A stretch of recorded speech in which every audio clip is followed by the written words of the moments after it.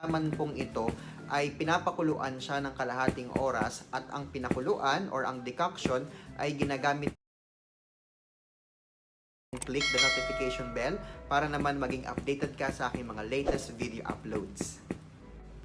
Para po sa ating vlog, pag-uusapan po natin ay ako rin pa yung iba pang mga YouTube content creator at nakita ko nga itong vlog ni Architect and natutuwa lang ako sa kanya kasi I realized na maganda pala talaga na ang content mo at ang pinag-uusapan mo or ang dinidiscuss mo sa yung content is kung saan ka talaga merong interest at mas maganda talaga na nagbibigay ka talaga ng information.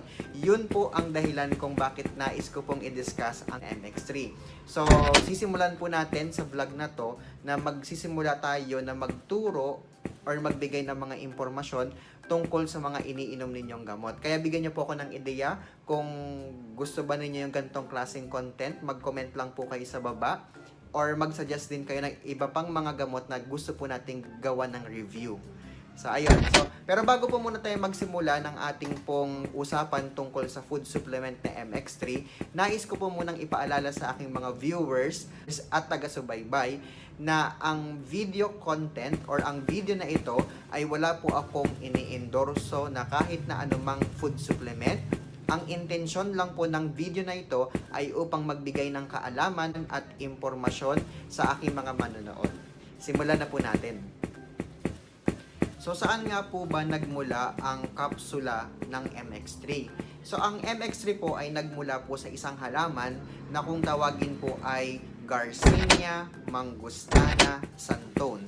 Ang halaman pong ito ay common sa mga tropical country katulad po ng Pilipinas, lalo't higit mas common po ito sa Mindanao area.